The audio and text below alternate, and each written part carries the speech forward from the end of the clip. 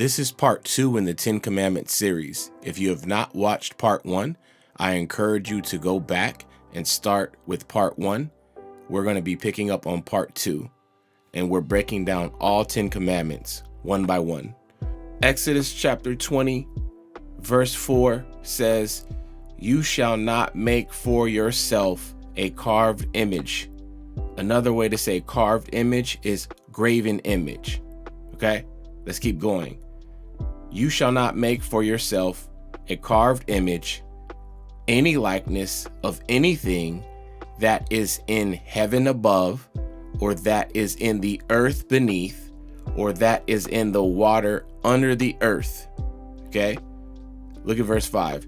"You shall not bow down to them, nor serve them, for I, Yahweh, your Elohim, am a jealous Elohim, visiting the iniquity of the fathers upon the children to the 3rd and 4th generation of those who hate me, but showing mercy to thousands, to those who love me and keep my commandments." All right, so we're going to be dealing with graven images, carved images, idols, and we see here that connected to idolatry, graven images, is Yah visiting the iniquity of the fathers upon the children unto the 3rd and 4th generation, because if you're in idolatry, you hate him. But he shows mercy to thousands of them that love him and keep his commandments. So that sounds pretty familiar, doesn't it? When Yahweh Shai said, "If you love me, keep my commandments." That's what Yahweh Shai was referencing. So the Father shows mercy to thousands who love him and keep his commandments. But when you make graven images, carved images of any likeness, you are in idolatry, and that action, he views it as you hating him, and he visits the iniquity of the fathers upon the children to the 3rd and 4th generation. But on the flip side, he'll show mercy if you love him, and the way you show him you love him is by keeping his commandments. Let's look at this word carved image or graven image, and we're going to look at the Hebrew. Let's look at this word carved image or graven image in Hebrew. It means idol, image. It derives from to cut, hew into shape. There's a primitive root to carve, whether wood or stone, grave, hew. So they were creating images of idols, false gods, and they were worshiping them. They were bowing down to them. They were serving them.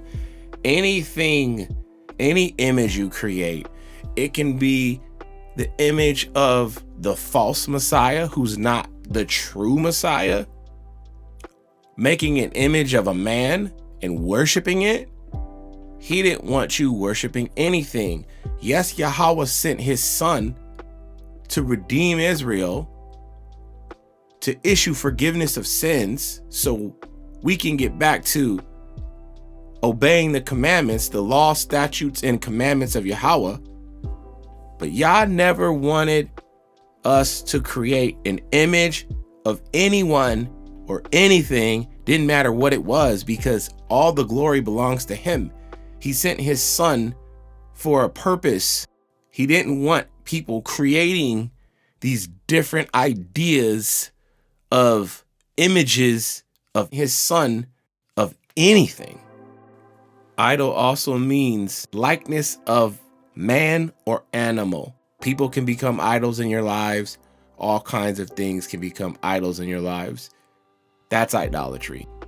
In the Pick a Side video that was released, I went into detail on how the children of Yashara'al made a golden calf after Yah delivered them from slavery in Egypt, and how Yah wanted to deal with them and how Moses dealt with them, that was idolatry.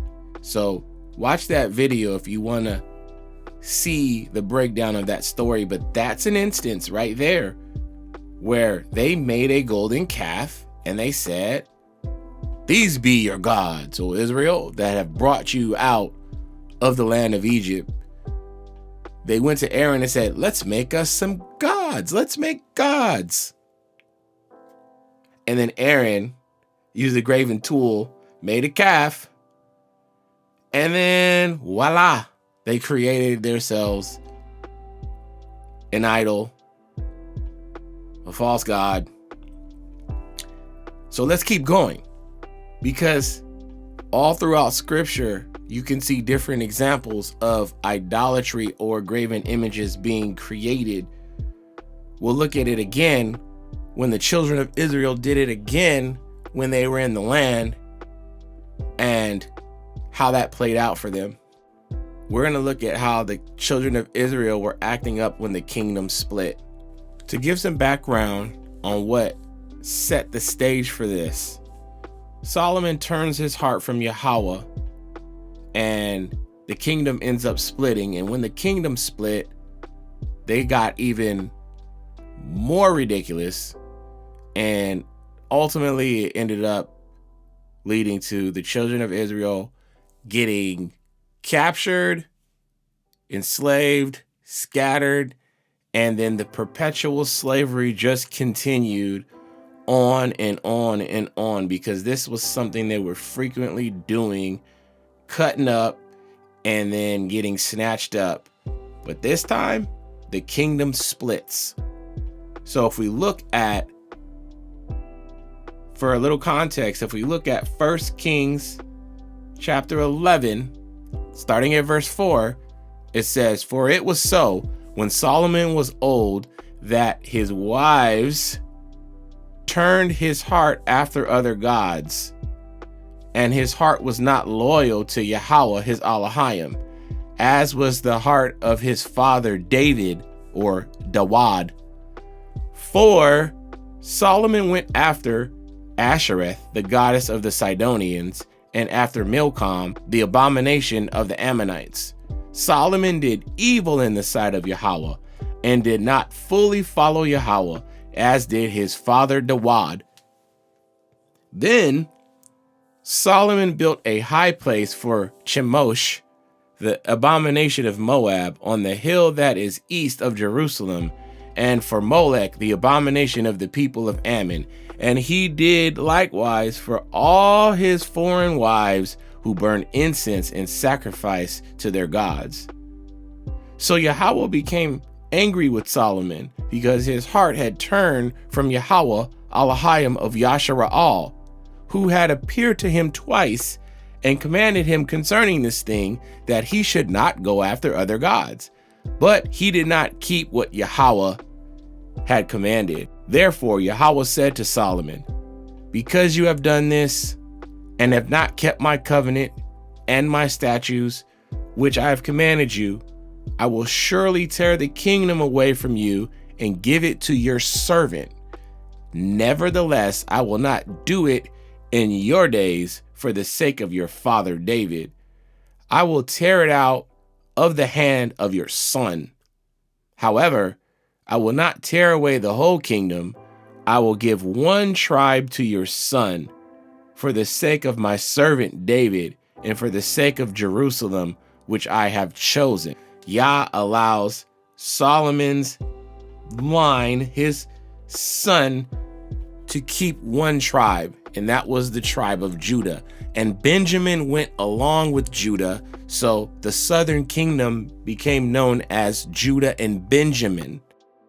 But the southern kingdom comprised of Judah and Benjamin, and some Levites came along with them, and a sprinkle of Israel, and however they decided to follow suit. But technically, it's Judah and Benjamin, southern kingdom. That's what people call the Yahweh or the Yahudim some people say this modern day term Jew, depending on how a person speaks their dialect, that was the southern kingdom, and some Levites went along. And if others decided to sprinkle in and follow them, they went along. It is the southern kingdom of Judah, one tribe. And then you have the northern kingdom of Israel, which makes up the other tribes, the 10 tribes. So to keep it simple, that's how Israel split into 2 tribes. Yes, the northern kingdom of Israel had other names like Ephraim and different things like that. But to make it simple, Judah and Israel are 2 tribes from the same family, all 12 tribes. It just got split into 2. Now let's take a look at some of the shenanigans that Jeroboam gets into. So Jeroboam, he was the first king, the first leader over the northern tribe of Israel. And let's see how quickly this thing happens, because Yah told Solomon it was going to happen. The kingdom split because Solomon's son Rehoboam wanted to put a harder burden on all of Israel when he was leader, and they didn't like that. So they revolted, and then the kingdom split. It was also prophesied to him, but this is the short version. We may dig into the details in another lesson in the future. Now that the kingdom is split, Jeroboam gets Israel, the northern kingdom of Israel, into some shenanigans. 1 Kings chapter 12, starting at verse 25. It says, "Then Jeroboam built Shechem in the mountains of Ephraim and dwelt there. Also he went out from there and built Penuel. And Jeroboam said in his heart, now the kingdom may return to the house of David. If these people go up to offer sacrifices in the house of Yahweh at Jerusalem, then the heart of this people will turn back at their Adawan." That word is Adawan. Some people say Adon, but in this instance, it means a master. It means a superintendent. It means a king. Okay, so Jeroboam is saying they're going to return back to their king, Rehoboam, king of Judah, if they go up there and start offering up sacrifices to Yahweh in Jerusalem.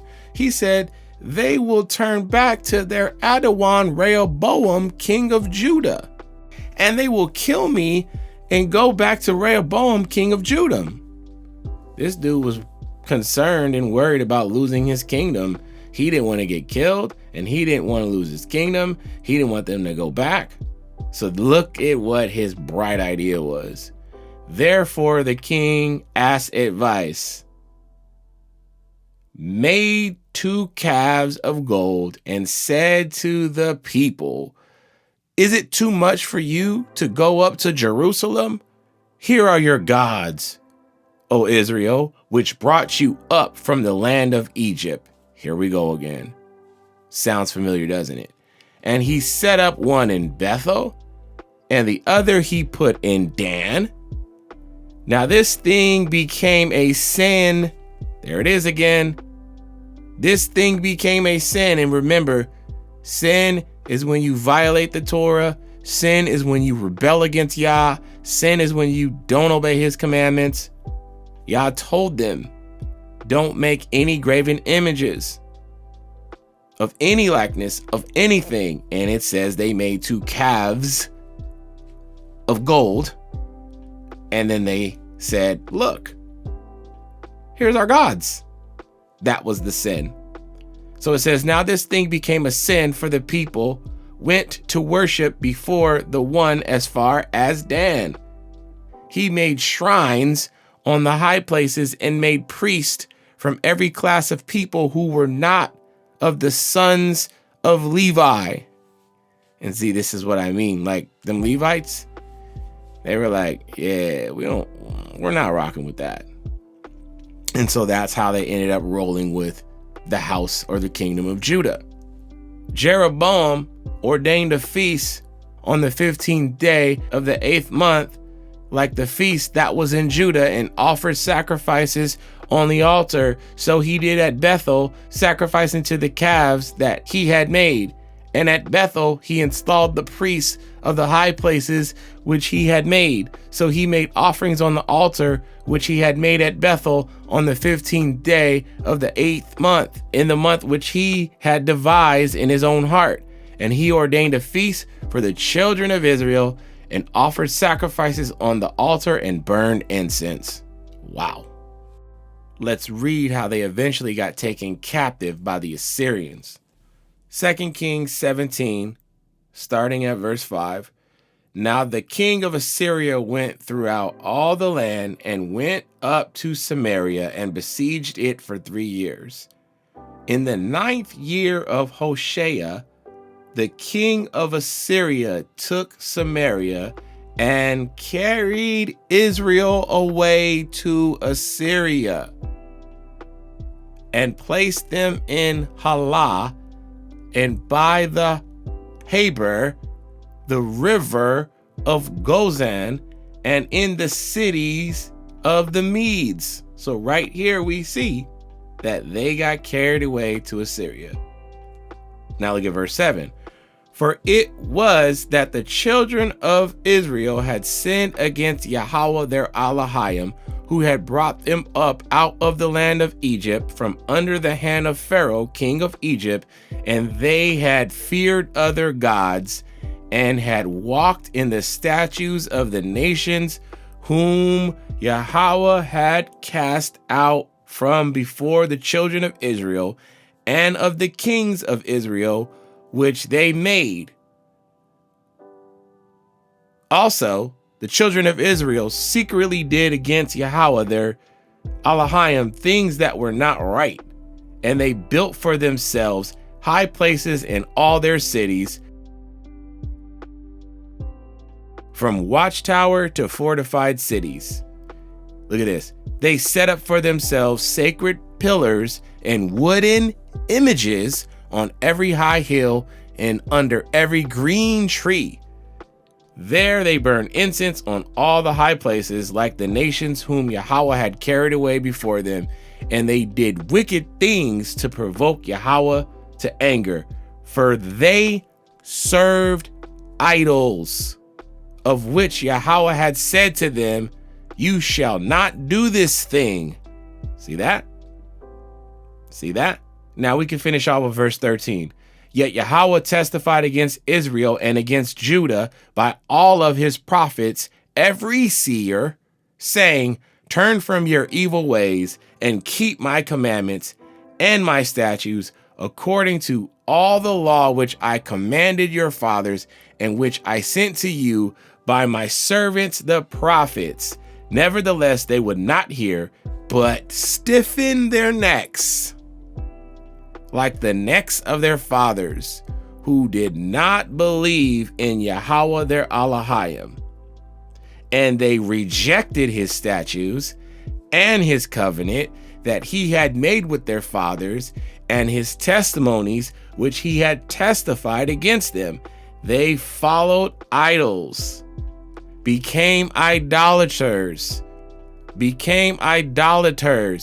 and went after the nations who were all around them, concerning whom Yahweh had charged them that they should not do like them. So they left all the commandments of Yahweh their Elohim, made for themselves a molded image and 2 calves. Wow. Made a wooden image and worshiped all the host of heaven and served the bee-guy. See that? And they caused their sons and daughters to pass through the fire, practice witchcraft and soothsaying, and sold themselves to do evil in the sight of Yahweh to provoke him to anger. Therefore Yahweh was very angry with Israel and removed them from his sight, and there was none left but the tribe of Judah alone. Look at verse 19. Also, Yahwadah, which is Judah in English, also Yahwadah did not. Look at verse 19. Look at verse 19. Also, Yahwadah, Judah, did not keep the commandments of Yahweh their Elohim, but walked in the statutes of Yashara'al. Remember, it's two kingdoms now. But walked in the statutes of Israel, which they made. And Yahweh rejected all the descendants of Israel, afflicted them, and delivered them into the hand of plunderers until he had cast them from his sight. For he tore Israel from the house of David, and they made Jeroboam the son of Nebat king. Then Jeroboam drove Israel from following Yahweh and made them commit a great sin. See, they were lawless. They were violating the Torah. They were disobeying the commandments of Yah. They made graven images. They broke the commandments. For the children of Israel walked in all the sins of Jeroboam, which he did. They did not depart from them until Yahweh removed Israel out of his sight, as he had said by all his servants the prophets. So Israel was carried away from their own land to Assyria, as it is to this day. To this day. Think about it. To this day. So one might say, well, yeah, brother, that was the Old Testament. So let's deal with it. Let's look at how the apostles felt about this stuff and what they said about idolatry after Mashiach was raised from the dead. Let's see the New Testament view and how his servants, the apostles, how they viewed this. Acts 17, verse 16. Now, while Paul waited for them at Athens, his spirit was provoked within him when he saw that the city was given over to idols. See that? Nothing has changed. Yah doesn't change the way he feels about stuff. When it says his spirit was provoked, it says he was angry. That's what they're saying. He was provoked. He was made angry. He burned with anger. Why? Because the city was given over to idols. Because Paul kept the commandments and he knew that idolatry was a sin. This is after the Messiah was raised from the dead. This is the New Testament, and the apostles kept the commandments. And to further that statement, John says in 1 John chapter 5, verse 21, little children, keep yourselves from idols. John knew that that was a violation of the commandments, so he told them to keep themselves from it. And that's why in Revelation 21, verse 8, it says, but the cowardly, unbelieving, abominable, murderers, sexually immoral, sorcerers, idolaters, see that? Idolaters, and all liars shall have their part in the lake, which burns with fire and brimstone, which is the second death. So idolaters have their part in the lake of fire. The book of Revelation takes us back to the garden talk of how in Genesis they had access to the tree of life. Look at Revelation 22, 14 and 15. Blessed are those who do his commandments, that they may have the right to the tree of life. Right back to the Garden of Eden. And may enter through the gates into the city. Look at verse 15. But outside is the others without. Outside is the ones that aren't doing the commandments. Outside is that group who are violating the commandments. Let's prove it.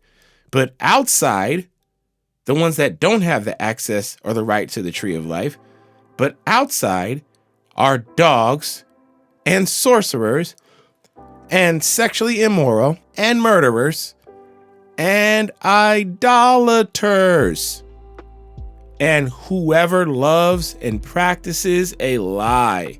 It says idolaters are outside.